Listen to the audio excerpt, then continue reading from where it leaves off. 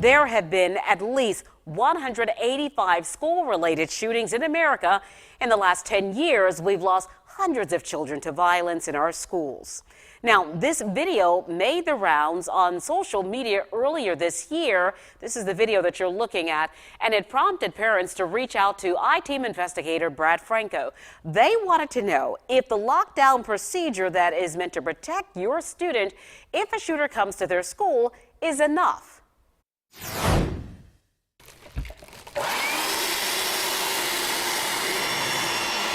On the surface, you see a bunch of trash bags, but it's really easy if you close your eyes for half a second and you imagine faces here. So understand that in lockdown, she would lock the door, turn off the lights.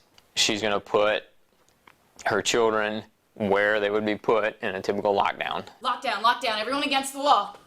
Lockdown is fantastic. Let's go against the wall. Until the guy comes through the door, and then it's maybe the worst thing ever.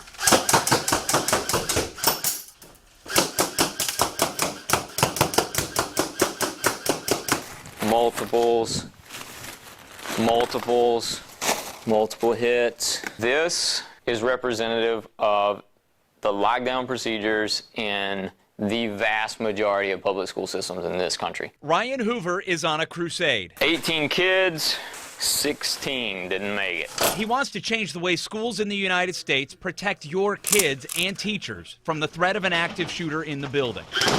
8 times out of 10, these events are stopped with force, violence.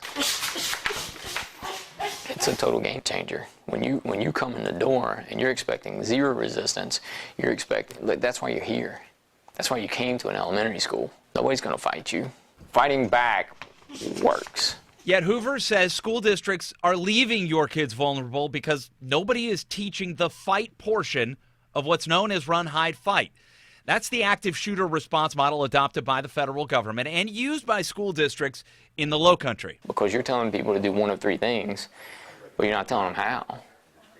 You know, what third grade teacher knows how to fight somebody with an AR-15? It's redirect, and then the second hand is control. I'm going to control with the wrist as best I can. 1, 2, here. So Hoover travels the world demonstrating classroom shootings and then getting hands-on. Less than 1% of the time do they run away. Teaching teachers how to fight for their lives and the lives of your children. Just because something is technically simple does not mean it will be easy. You're still taking on someone with a gun that came to do violence. But the reality is, if you're in a classroom, it's just you. By the time police get there, it's going to be too late. We are the first responders. Andy Campbell is a teaching assistant who heard about Hoover's free class in West Ashley recently, and what she learned changed the way she looks at her role in protecting children. We are the first ones that would have to engage. Did you ever think about it like that before? No, it actually gave me goosebumps thinking about it. Shooters are looking for target-rich environments. Michael Reidenbach is Charleston County School District's Safety and Security Coordinator, and he says the district's current plan has proven to work, and that includes locking the door and reinforcing that with desks or bookshelves. Training teachers district-wide to fight, he says it's not on the radar, but he's also not 100% against it either. When you talk about somebody engaging with a gunman, it's a totally different realm. So if there are staff members who have an interest in this area and want to seek out classes like the one that was offered recently, then I have no objection to that. But I do caution them on the points that I made previously, that it is something you have to train, you have to stick with. Once you make that takeaway here, boom, put the gun on the ground. Ultimately, the very, very, very last resort you should ever have to go to. But Hoover says it shouldn't be up to teachers to seek out this type of training.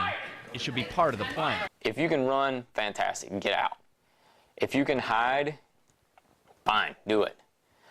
But the idea that it's run, hide, fight, and we're not really going to talk about that last one, we're just ignoring the reality.